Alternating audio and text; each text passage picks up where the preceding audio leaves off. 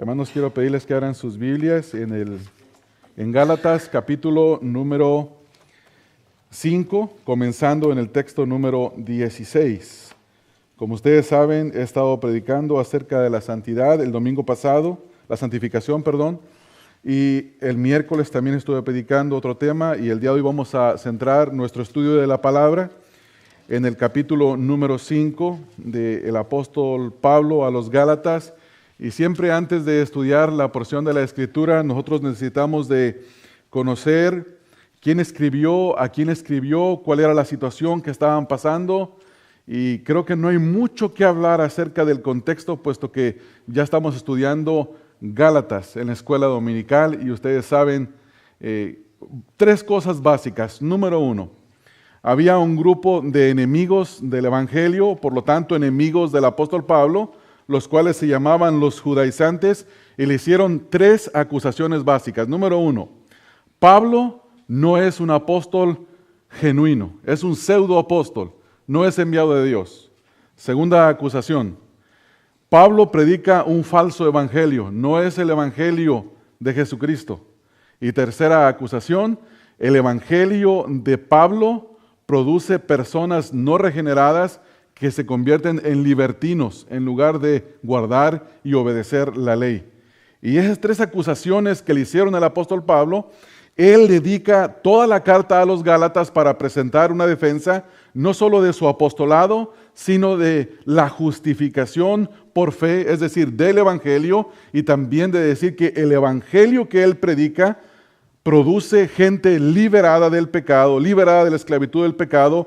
Por lo tanto, los que son liberados de la esclavitud del pecado viven vidas santificadas. Y lo mismo es igual para nosotros. Hoy tenemos mucho problema en la iglesia, demasiados problemas en la iglesia. Y no me refiero a la iglesia local, sino a la iglesia en general, que está llena de mucho falso convertido. Personas que se les ha dicho que porque hacen una cierta forma de emociones en la iglesia, porque vienen el domingo, porque tienen una Biblia, porque tienen un certificado de conversión, de bautismo, ellos son cristianos y por lo tanto les espera la vida eterna, pero sus vidas dicen lo opuesto. Sus vidas dicen que no han experimentado el poder liberador del evangelio. Sus vidas dicen que el Espíritu Santo, mira el nombre del Espíritu. ¿Cómo se llama el Espíritu de Dios? Espíritu Santo. Y el Espíritu Santo no tiene comunión con lo inmundo. Sin embargo, mucha gente que dice ser cristiana vive con vidas inmundas. Todo tipo de pecado, todo tipo de cosas. No estoy hablando de perfección. Estoy hablando de un continuo pecar y sin cambio, sin transformación, sin crecimiento, sin progreso. Y creen que son cristianos. Y ese es un problema muy serio. Entonces los enemigos del apóstol Pablo le acusaban y decían, el evangelio que tú les predicaste a los Gálatas es un falso evangelio porque tú eres un falso apóstol y lo único que ha producido es un grupo de libertinos que no guardan la ley, no obedecen la ley de Dios, no buscan obedecer a Moisés, y sus vidas son unas vidas desordenadas y libertinas. Entonces Pablo trata el primer punto en el capítulo número 1, defendiendo su apostolado, y comienza en el texto 1 diciendo esto. Pablo, y luego dice apóstol. Dice Pablo, yo soy un apóstol. E inmediatamente dice, no de hombres, ni por hombre, sino por Jesucristo y por Dios el Padre, que lo resucitó de los muertos. Él defiende su apostolado de esta manera. Dice, a mí no me llamó un hombre, no me ordenó un hombre, no me comisionó un hombre. A mí me llamó Dios por Jesucristo. Y ese relato lo encontramos en Hechos número 9. La segunda acusación es que él predicaba un falso evangelio y lo defiende en el texto número 6 al texto número 9, donde dice, estoy maravillado de que tan pronto os hayáis alejado del que os llamó de la gracia para seguir. Y luego Pablo dice, ellos, los que me acusan a mí de predicar un evangelio diferente, ellos son los que predican un evangelio diferente. Ellos predican un evangelio diferente y los hacen ustedes seguirlos. Dice el texto número 6, para seguir un evangelio diferente.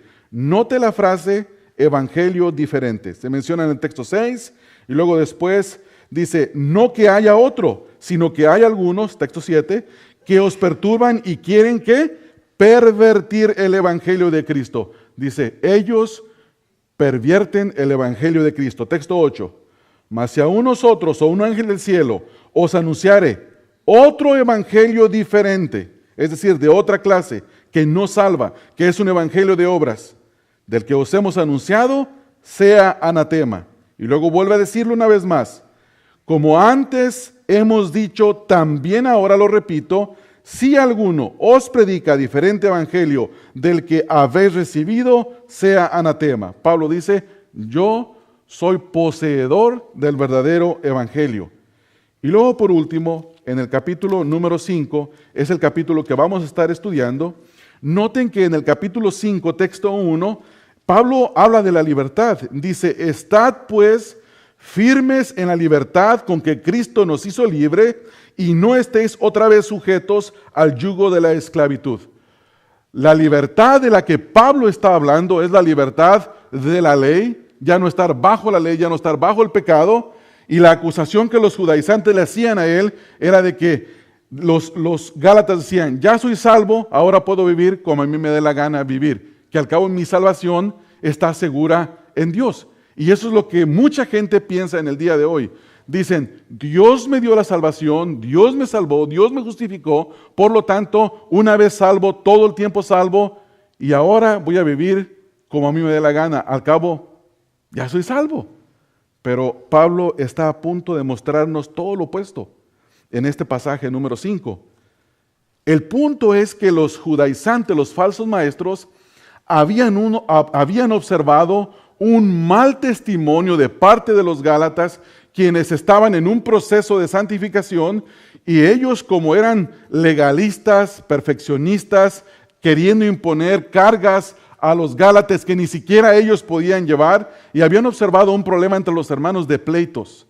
Y si ustedes ven conmigo en el texto número 13, dice, porque vosotros, hermanos, a libertad fuisteis llamados. Y luego viene la exhortación, solamente que no uséis la libertad como ocasión para la carne, sino servíos por amor los unos a los otros, porque toda la ley en esta sola palabra se cumple, amarás a tu prójimo como a ti mismo. Y luego aquí viene el texto 5 la exhortación. Pero si os mordéis y os coméis unos a otros, mirad que también no os consumáis unos a otros. Los gálatas en ese proceso de santificación estaban pasando un momento en el que tenían muchos pleitos entre ellos, por lo que dice el texto. Es una implicación, no lo dice el texto explícitamente, pero está implicado. Ahora, si van conmigo al final, en el capítulo 5, al final, texto número 26, vuelve a cerrar esta porción haciendo la misma exhortación. Dice, no nos hagamos vanagloriosos, irritándonos unos a otros, envidiándonos unos a otros. ¿Cuál era el problema? Había gente vanagloriosa en la iglesia de Galacia, en las iglesias, los cuales eran vanagloriosos y se irritaban y se envidiaban los unos a los otros. Entonces Pablo dice, este testimonio está dando tropiezo, está dando lugar para que los judaizantes digan que ustedes son el resultado de un evangelio que produce libertinos y no gente liberada del pecado que va en un proceso de santificación para mostrar la vida nueva en Cristo Jesús. Dicho esto, hermanos, el día de hoy quiero enseñar 4 cosas basadas en esta porción. En primer lugar, quiero enseñar que una persona que ha sido salvada verdaderamente anda en el Espíritu de Dios y no satisface los deseos de la carne. Esa es la marca principal de un verdadero cristiano. Anda en el Espíritu sin satisfacer los deseos de la carne. Número 2, esto está basado en el texto 16. Número 2 es que un verdadero cristiano identifica el conflicto entre el Espíritu de Dios y la carne. Texto número 17. Uno que es un falso cristiano no tiene ese conflicto dentro de él. por cuanto el Espíritu de Dios no mora en él. Tiene el deseo de la carne, y pelea, y se enoja, y patalea, y berrinchea, y miente, y roba, y adultera, y hace todas las cosas, y no tiene ningún conflicto con eso. Cree que es un buen cristiano. Hace años conocimos a un hombre que asistía a unos estudios bíblicos, que sabíamos que andaba en fornicación con una vecina mía, venía a los estudios bíblicos, y hablábamos de la santidad, de la perfección, y él decía, yo soy santo, yo soy perfecto. ¿Qué estaba mal con este hombre? No conocía, no sabía, no experimentaba un conflicto dentro de él. El verdadero cristiano experimenta el deseo del Espíritu en su nueva naturaleza y el deseo de la carne en su naturaleza carnal, pecaminosa, no redimida, la cual será redimida en la venida de nuestro Señor Jesucristo o en el momento que la persona muere. Tercer punto, texto número 18 al texto número 21. Un verdadero cristiano conoce claramente el contraste entre una obra de la carne y una obra del Espíritu. No tiene necesidad de que se le diga lo que estás haciendo es una cuestión carnal. No estás viviendo conforme al Espíritu. Porque por cuanto posee o tiene o el Espíritu de Dios habita en él, el Espíritu le da testimonio a su conciencia de que está viviendo en la carne o que está andando en el Espíritu. ¿Sí me entiende, verdad, hermanos? Y por último lugar, una afirmación que produce certeza. Textos número 25 al 24 en adelante. Pablo dice con certeza, los que son de Cristo han crucificado la carne con sus pasiones y deseos. Si vivimos por el Espíritu, andemos también por el Espíritu. No nos hagamos vanagloriosos, irritándonos unos a otros, envidiándonos unos a otros. Hay una certeza en el cristiano de que su carne ha sido crucificada juntamente con Cristo, que entiende lo que significa seguir a Cristo. ¿Qué dijo el Señor Jesucristo, hermanos? Si alguno quiere venir en pos de mí, dijo, niéguese a sí mismo. ¿Qué quiere decir eso? Muera a sus deseos y reciba, adopte mis deseos en lugar de sus propios deseos. Un cristiano es aquel en el cual los deseos de Cristo moran en él y desea hacerlo. Entonces, eso es lo que Pablo está diciendo. Entonces, texto número 24, pero los que son de Cristo, ¿qué han hecho? Han crucificado la carne con sus pasiones y deseos. Saben lo que la carne hace, saben lo que la carne produce, identifican cuando la carne los está moviendo e inmediatamente buscan el crucificar la carne junto con sus deseos. 4 puntos, volvemos otra vez a repetir.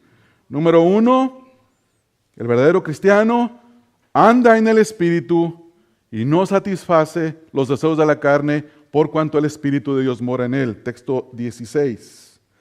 Texto 17. El verdadero cristiano identifica la lucha, el conflicto entre su carne y el Espíritu por cuanto el Espíritu de Dios mora en él.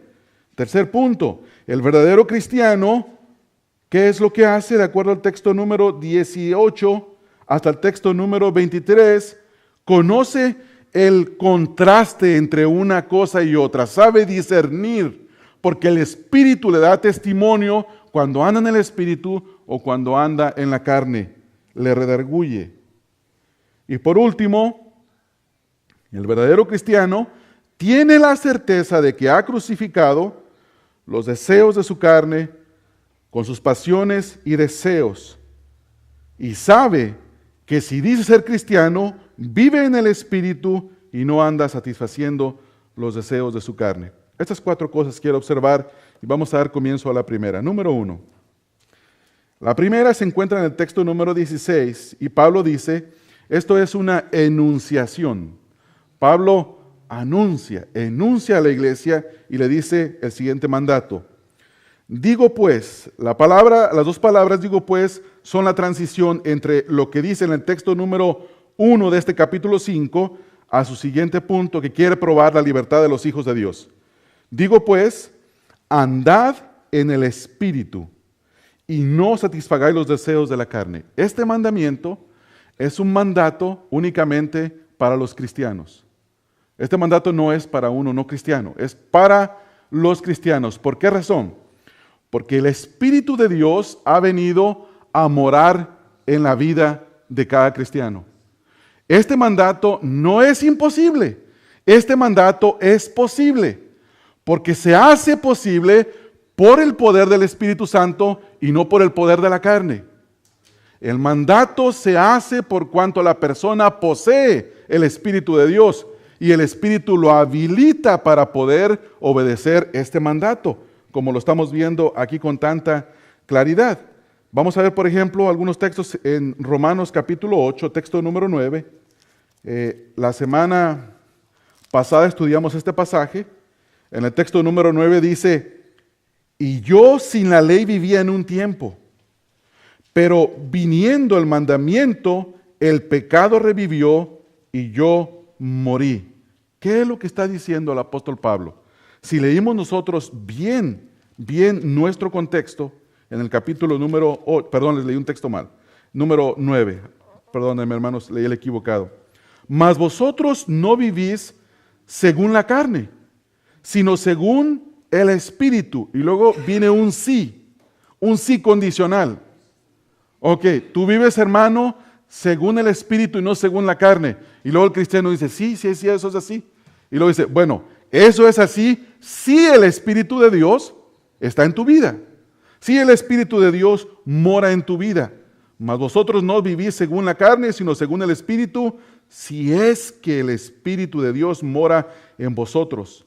Y luego viene una afirmación que nos debería de preocupar a nosotros en el día de hoy, o nos debería de dar una claridad para autoexaminarnos. Si alguno no tiene el Espíritu de Cristo, no es de Él. No es de Él. ¿Quién es un cristiano? El que tiene el Espíritu de Cristo. Entonces, estamos entendiendo el mandato de Pablo. El mandato de Pablo de andar en el Espíritu es posible porque el Espíritu de Dios mora en el creyente. Ahora, es un mandato continuo. Dice, andad, un presente continuo. Un cristiano anda continuamente y en segundo lugar, anda progresivamente. No solamente anda todos los días porque tiene el Espíritu todos los días con él. Usted ha escuchado, yo he hablado anteriormente de estas frases que vienen del corazón de Satanás o que son frases de personas ingenuas que no conocen el Evangelio, frases como le amarraste las manos al Espíritu Santo para que no obrara. No lo creo porque el Espíritu Santo es todopoderoso y yo no soy poderoso, ¿verdad? Entonces el Espíritu de Dios produce en mí este deseo para vivir. Un mandato que nos obliga a vivir en un tiempo continuo, dice, digo pues, andad en el Espíritu y no satisfagáis los deseos de la carne. ¿Por qué digo que es progresivo? Vamos a leer un pasaje en el libro de Efesios.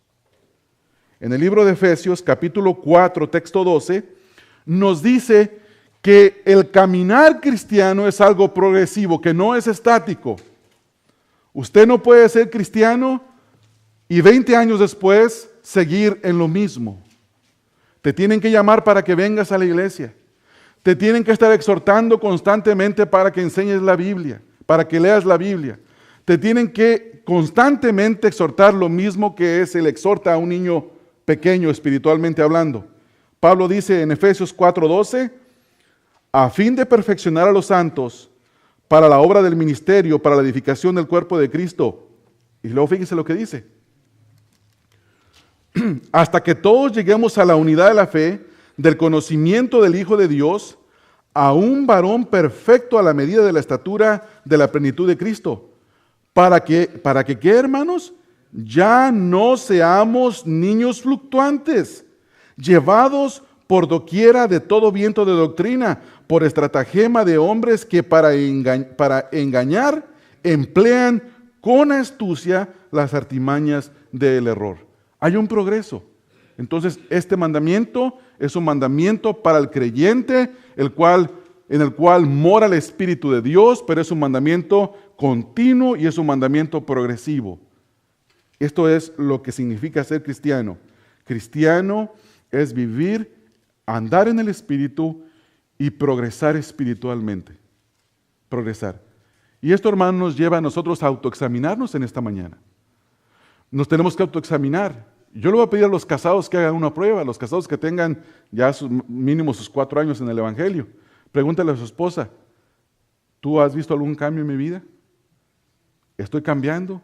O a la esposa, pregúntele al esposo, ¿tú has visto algún cambio en mi vida? O los hijos que dicen conocer del Evangelio, pregúntele a sus padres. O los padres, pregúntenle a sus hijos. Todo empieza en la casa. Porque si ustedes se preguntan aquí en la iglesia unos a otros, que no nos vemos las 24 horas del día, pues por quedar bien los unos con los otros vamos a decir que sí.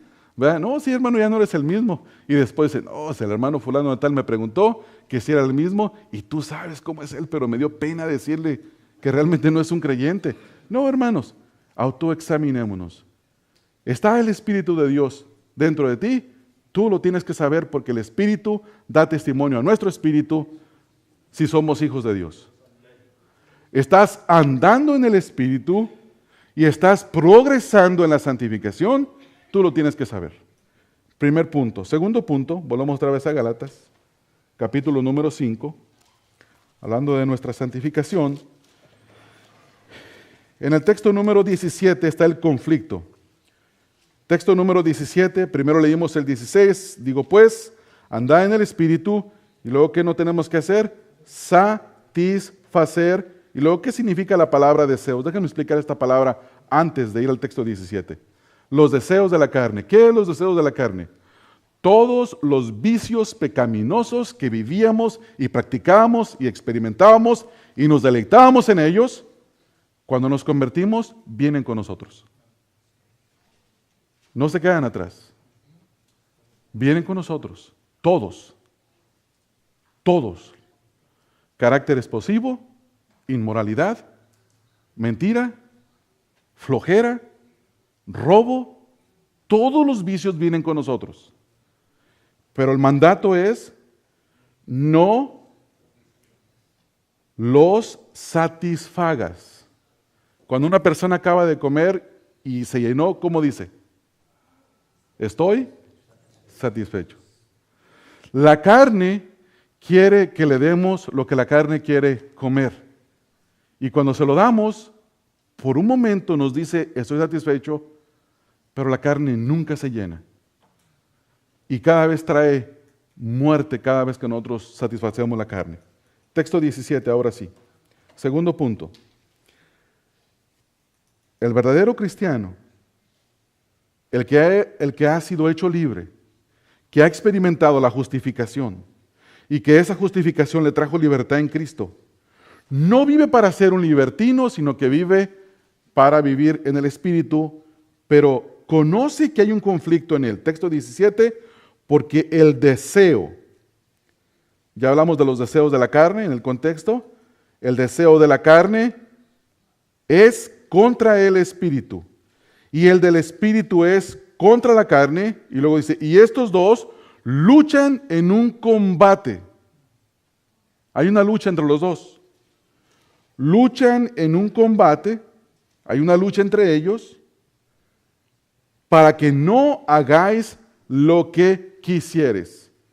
La carne quiere experimentar la ira, quiere enojarse, quiere tener un pleito, quiere tener una enemistad, y el Espíritu de Dios dice que los hijos de Dios son pacificadores. Y que la venganza de la ira es de Dios. Entonces, está el conflicto aquí del Espíritu con el de la carne, la lucha entre los dos. Algunos lo han explicado de la siguiente manera, pero personalmente creo que es errónea. Dicen que esta lucha es como un hombre esquimal que tenía 2 perros siberianos, uno blanco y uno negro, y que se dedicaba a hacer peleas de perros. Cuando peleaba el blanco contra otro perro y quería que ganara el blanco, alimentaba al blanco. Cuando quería que perdiera el negro, alimentaba no alimentaba al negro. Dependiendo qué perro quería que ganara, lo alimentaba. Y esta es una mala ilustración. Es una mala ilustración, porque el Espíritu de Dios tiene poder en nosotros. El Espíritu de Dios tiene el poder para hacernos a nosotros hacer su voluntad. La Escritura nos dice en Filipenses tan claramente que es Dios quien produce ese deseo en nosotros. Filipenses capítulo 2, texto 13, porque Dios es, no somos nosotros, Dios es el que en vosotros produce, así el querer como el hacer, por su buena voluntad. Ahora, cuando identificamos este conflicto, por ejemplo, el apóstol Pablo lo identifica también en Romanos capítulo número 7, y tenemos que entender este pasaje un poco para no caer en un error que se comete, especialmente en el texto número 22 en adelante. Dice el texto 19, Romanos 7, 19. Porque no hago el bien que quiero, sino el mal que no quiero, eso hago. Y si hago lo que no quiero, ya no lo hago yo, sino el pecado que mora en mí. Así que, queriendo yo hacer el bien, hallo esta ley, que el mal está en mí. Porque según el hombre interior me deleito en la ley del Espíritu, pero veo otra ley en mis miembros que se revela contra la ley de mi mente, el que me lleva cautivo a la ley del pecado que está en mis miembros. Y luego tiene una exclamación que dice, miserable de mí. Esta exclamación que el apóstol da significa que él conocía el conflicto entre los dos y deseaba ser redimido en su totalidad. No solamente ser redimido en su identidad con una nueva naturaleza, sin embargo, que la vieja naturaleza, la carne, la que nos hace pelear contra el Espíritu también, sea redimida en su totalidad al punto que no tenemos ningún deseo en la carne. Y Pablo dice, miserable de mí. Hermano, eso es lo que tú y yo somos, unos miserables en nosotros mismos. Somos unos miserables. Para las cuestiones espirituales, somos miserables. Tú y yo no podemos agradar a Dios en nosotros mismos. Tú y yo no nos podemos justificar. Tú y yo no podemos hacer nada. El Señor Jesús dijo en Juan capítulo 15, separados de mí, nada podéis hacer. Sois miserables. Por eso dice, miserable de mí. Y luego Pablo dice, ¿quién? Es una pregunta. Habla de liberación. ¿Quién me librará de este cuerpo de muerte? Esta frase no se entiende si no se lee en su contexto histórico. Esta frase se utilizaba únicamente para aquellos criminales que asesinaban a alguien y cometían un crimen horrendo, asesinando a una persona. Como castigo a ellos, le ataban el cuerpo en su espalda hasta que se le descompusiera en su totalidad. ¿Y cuál era la consecuencia? Que ellos morían de infección, la pudrición, nadie se les quería acercar y morían en pudrición ellos mismos. Eso somos nosotros sin Cristo. Isaías lo dice. Isaías dice, desde la planta del pie hasta la coronilla de la cabeza somos hinchada llaga y pudrición. Entonces debemos de identificar ese conflicto y decir, Señor, yo en mí no puedo. Yo no puedo. Yo quiero robar, mentir, adulterar, fornicar, hacer todas las cosas malas, pero tu Espíritu está en mí y tú me mandas que no lo haga. Dame tu gracia. Y hacemos lo que dijo el Señor Jesús, orad y velad para que no caigas en tentación. Y buscamos la gracia de Dios. ¿Y sabe qué es lo que pasa? La gracia de Dios viene a nuestra vida. Tenemos victoria. Porque la victoria no está en nosotros, sino que está en Cristo Jesús. Entonces, en segundo lugar, identificamos ese conflicto y sabemos que nosotros mismos no podemos hacer nada, y al identificar ese conflicto nos hace irnos por completo en dependencia al Espíritu de Dios. Entonces, si usted está batallando, que lo está haciendo, si es cristiano, tiene el deseo del Espíritu, el deseo de la carne, y se está cayendo en la carne, ¿Sabe por qué es, verdad, hermano? Porque posiblemente todavía está confiando en usted. Todavía cree que no, si yo le echo poquitas ganas, yo la voy a hacer. Y como decimos a los mexicanos, sí se puede. No, hermanos, no se puede. No se puede. Sin Cristo, no se puede. No se puede, hermanos. Échale ganas, anímate. No se puede. No te puedes animar. Es el Espíritu de Dios quien en su perfecta y poderosa naturaleza invade la vida del individuo, que se cae de rodillas clamando a Dios en dependencia y diciéndole: Señor, ten misericordia de mí, que soy un miserable pecador, y si tu gracia y tu poder no me dan victoria sobre este pecado, no voy a poder tener victoria. Entonces, el verdadero cristiano, el cristiano que conoce este conflicto entre su carne y el Espíritu y no confía en su carne para nada, confía únicamente en la gracia y el poder del Espíritu Santo, la gracia de Dios. Número 3. Comenzando en el texto 18, hay un contraste claro entre lo que es del Espíritu y lo que es de Dios. Alguien puede decir: pero es que yo no sé si el Espíritu me está guiando. Yo no sé si es que a veces siento esto y creo que es de Dios. Como dijo una persona, alguien dijo: no, es que el Espíritu me dijo que me casara con fulanita. Y el Espíritu Santo no anda haciendo esto, hermanos. No. El Espíritu no anda eso. El Espíritu enseña en Proverbios que seamos sabios con quién casarnos. Entonces no le echamos al Espíritu Santo una decisión que la hice en mi carne. No hablo de mí, ¿verdad? A mí me fue bien. El que encuentra esposa encuentra el bien, y a mí me fue muy bien, y le doy gracias a Dios por eso. Porque no la andaba buscando. Yo no la andaba buscando. Me cayó sola en una reunión de la montaña, una reunión de oración de la montaña. Ajá. Y me vio y la vi, como dice el dicho, y ese día yo supe que me iba a casar con ella. Ella no sabía, pero yo sí. Texto 18 dice: pero si sois guiados, ya hablamos del conflicto, ahora, pero si sois guiados por el Espíritu, no estáis bajo la ley. Y manifiestas son las obras de la carne. ¿Qué significa la palabra manifiestas? Son claras, son evidentes, nadie las puede negar, no hay conflicto, nadie puede decir: es que será fornicación que mi novia y yo, etcétera. Usted llena la frase. ¿No es evidente que relaciones sexuales fuera del matrimonio son fornicación?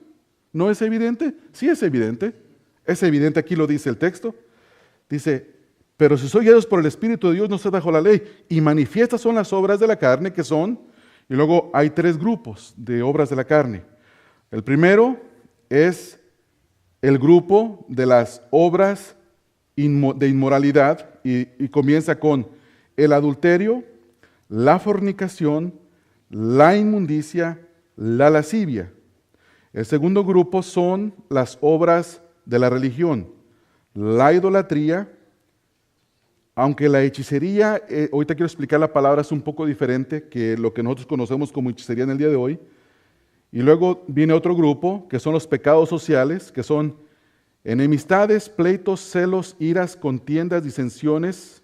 Y luego otro pecado del segundo grupo, pecado religioso, que son las herejías. Texto 21, envidias, homicidios, borracheras. Y luego esta palabra, orgías, tiene que ver con los excesos de un ambiente de comida, de alcohol, de drogas, que llevan a perder los sentidos y a caer en una inmoralidad de grupo. Y ahorita vamos a hablar un poco más de eso. Y luego dice: y cosas semejantes a estas, acerca de las cuales, cuando dice cosas semejantes, no quiere decir que esta lista es exhaustiva, quiere decir que es todo lo que hay. No, hay varias listas en la Escritura y se complementan la una con la otra. Y luego dice más adelante: como ya os lo he dicho antes. Quiere decir que Pablo se amonestó en contra de eso, ¿verdad? No que los judaizantes lo acusaban de que no amonestaba. No, Pablo sí amonestaba. Como ya os lo he dicho antes, que los que, y esta es la palabra clave, practican. Significa un pecado habitual, constante, 24 horas al día, sí, ¿verdad? 7 días a la semana, todo el tiempo, practica, y luego el domingo le entra a la religión y viene a la iglesia. No es así. ¿Qué le va a ocurrir a estos? Nos habla de la sentencia. La sentencia de aquellos que practican las obras de la carne, no dice Pablo, no se los aconsejo, no les va a ir bien. No dice eso. Es claro, no. ¿Qué significa no, hermanos? No, hermanos. Pero es que fulanito de tal murió, sí era medio vaguito, y luego le empezamos a cubrir, a maquillar, porque cuando una persona muere todo el mundo es bueno, ¿verdad, hermanos? ¿Sí? Todo el mundo. A veces uno ve historias, especialmente en el área de Los Ángeles, fulano de tal fue balaceado por se relaciona con pandillerismo, dice la policía, y luego sale la mamá y el papá con la foto aquí del individuo, que no se le puede confiar, solo de ver la foto, dicen, es que era bueno, no le hacía nada a nadie. Y luego vienen todos los amigos, y ustedes ven las características de los amigos, diciendo que era bueno, y dicen, si ese que murió era amigo de estos, no se le puede confiar al que murió. El punto es que todo el mundo quiere ser bueno, pero el texto dice, no heredarán el reino de Dios. Y luego, en contraste a esto, está el deseo del Espíritu.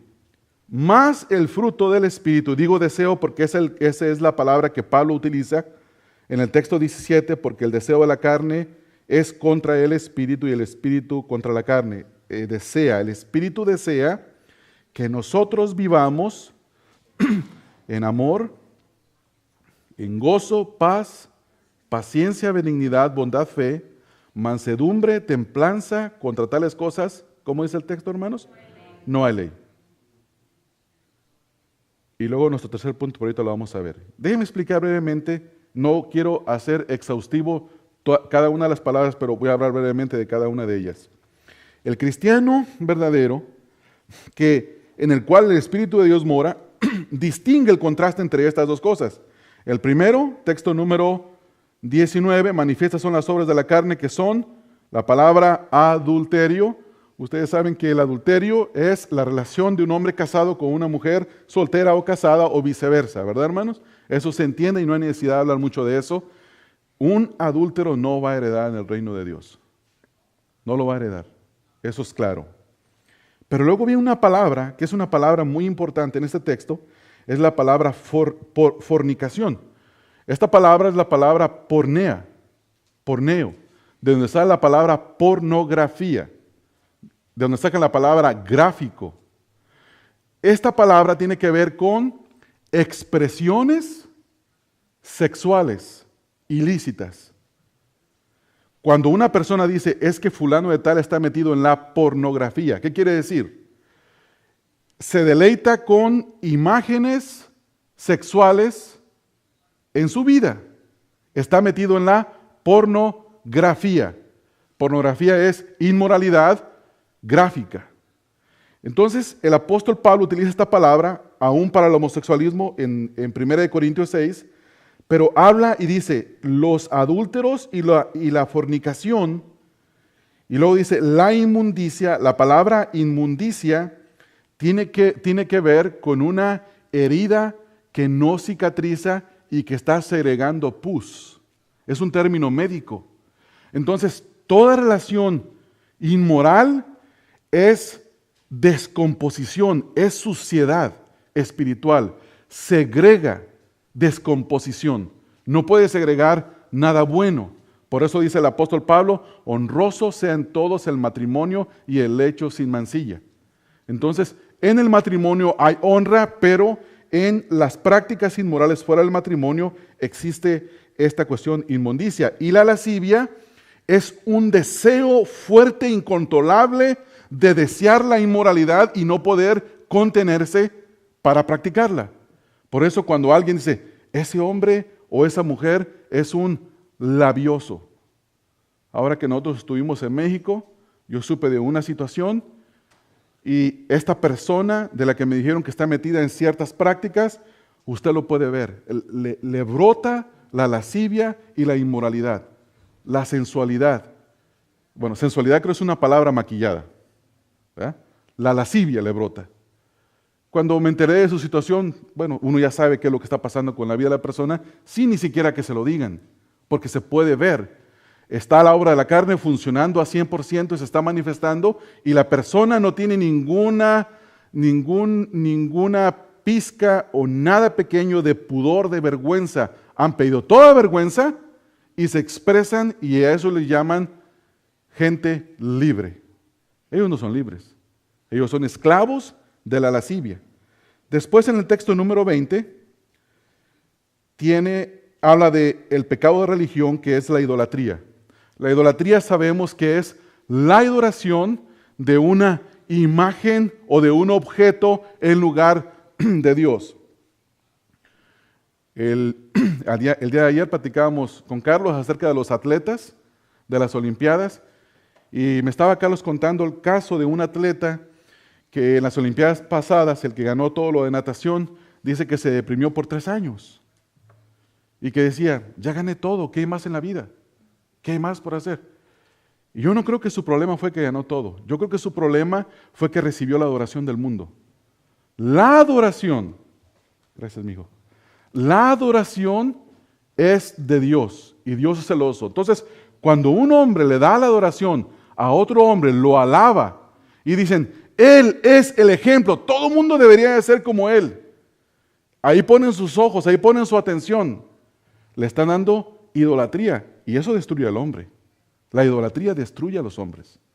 Entonces, la idolatría, en el Salmo, por ejemplo, 115, dice el texto número 3, Dios hace todo lo que quiere. Y luego dice, ¿y los ídolos? Tienen ojos, no ven, tienen manos, no pueden palpar, tienen pies, no pueden caminar, tienen boca, no pueden hablar, tienen oídos, no pueden escuchar, y todos los que los adoran son semejantes a ellos. La idolatría es muerte, es muerte. Toda persona que se le postra a un ídolo está muerto, muerto en sus delitos y pecados. Por lo tanto, un cristiano no puede ser idólatra. Sin embargo, hay muchos falsos maestros, los predicadores de la prosperidad, que adoran al Dios Mamón, al Dios de las riquezas. Su ídolo, su Dios son las riquezas. Usted escúchelos por 15 minutos y su tema dominante es dinero, dinero, dinero, dinero. Y para obtenerlo usan con artimaña las astucias del error, como ya lo leímos hace un rato. Entonces, esta es la idolatría. Después viene la hechicería. Esta es la palabra que quería explicar. Nosotros entendemos por hechicería como me voy con doña Chona, que vive allá al rincón del pueblo, ¿verdad? Y tiene una casa muy oscura y entro ahí. Perdón si algún familiar de ustedes se llama Chona, no, claro que no, ¿verdad? Entro, yo les hablo porque estoy hablando de un personaje específico. Y te metes ahí adentro y dice, fíjese doña Chona que anoche me robaron un potrillo, un caballo muy bonito, que tenía unos 6, 7 meses, y me lo robaron. Estoy hablando de una persona que fue, y fíjese doña Chona que pues, quiero encontrarlo.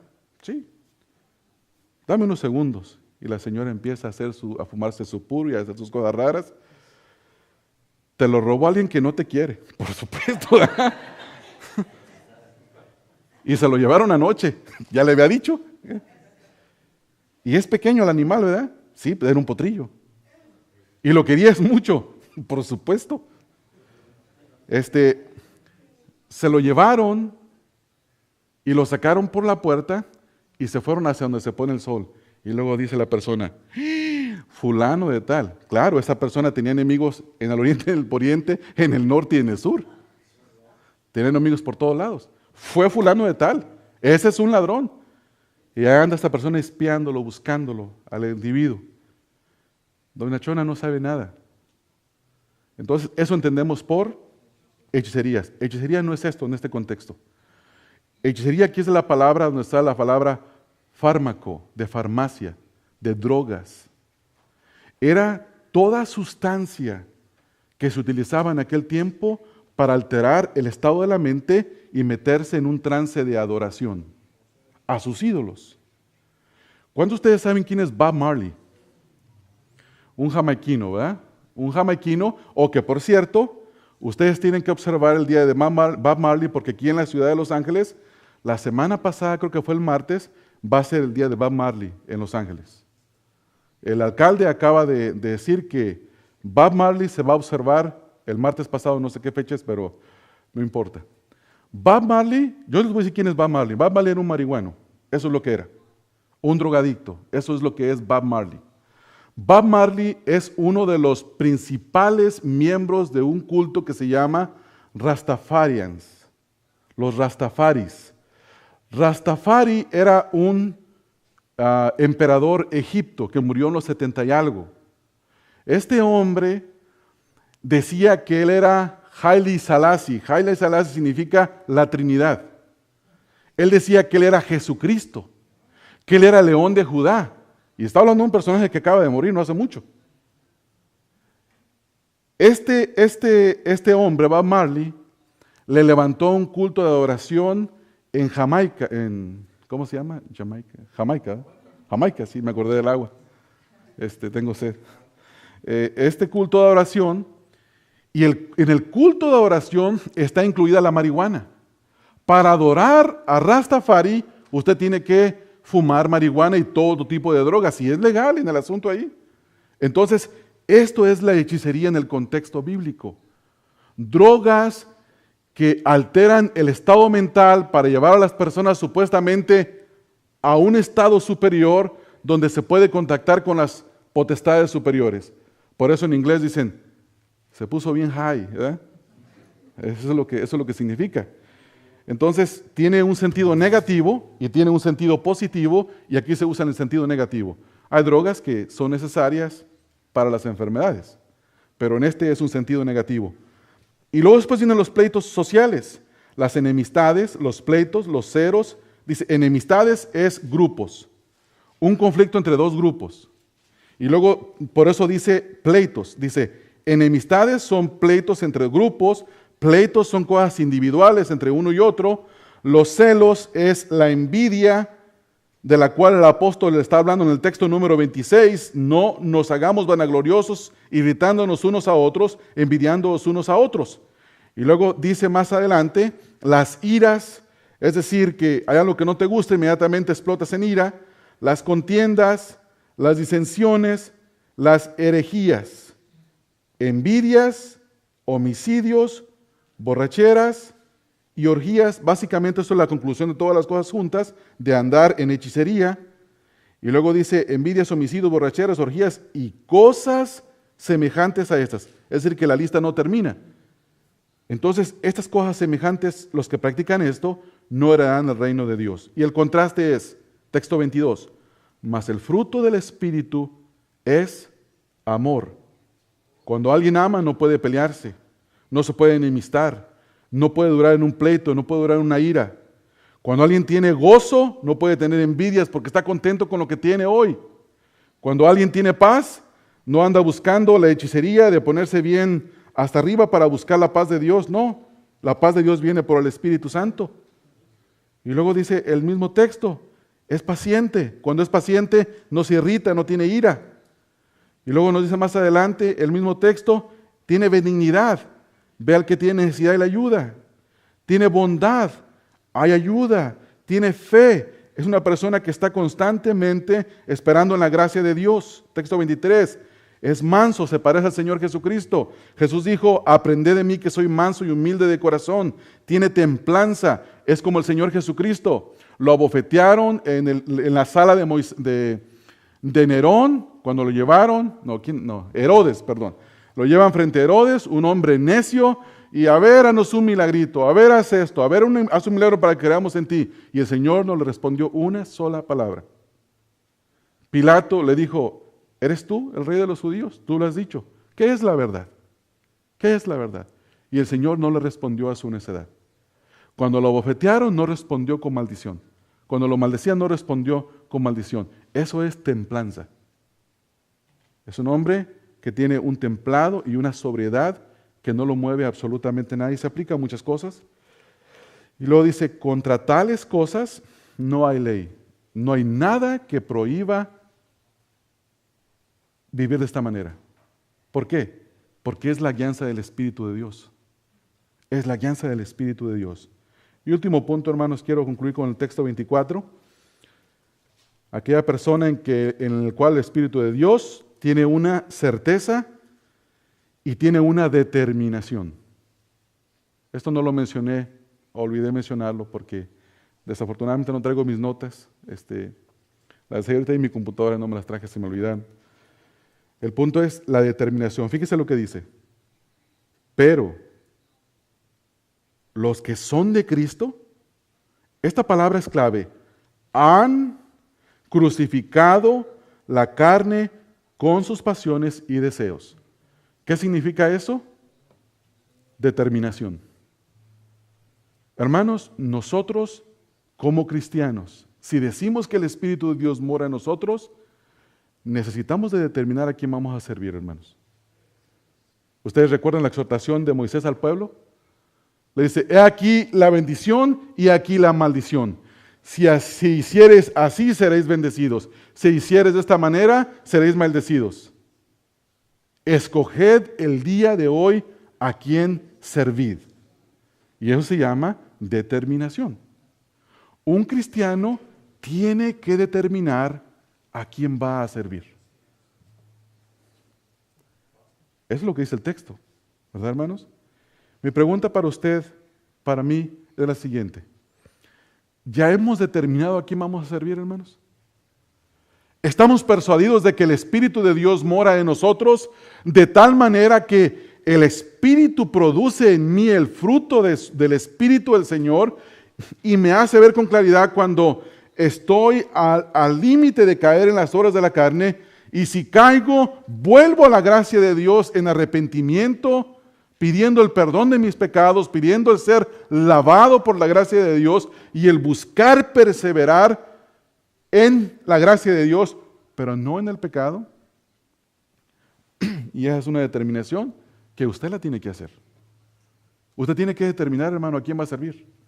No puede servir a la carne, porque si sirve solo a la carne, entonces usted no está en el Espíritu de Dios. Y si sirve al Espíritu de Dios, no va a estar en la carne. Es una determinación que hay que hacer. Y eso es lo que dice Pablo. Texto número 25. Si vivimos por el Espíritu, alguien puede decir, yo soy cristiano, de veras. Yo voy a ver si eres cristiano. ¿Cuál es la marca, hermano, que si eres cristiano? Andas en el Espíritu. ¿Cómo sé yo, Ramón, si sabe que es cristiano? ¿O es que soy pastor, hermanos? No, eso no es mi marca de ser un cristiano. La Biblia no dice, en esto conoceréis si son cristianos, si sois pastores, si sois diáconos, si sois bautistas. No dice eso. La Biblia dice, en esto vas a conocer si el Espíritu de Dios mora en ti. Si vivimos por el Espíritu, andemos también en el Espíritu. Y luego dice más adelante, no nos hagamos vanagloria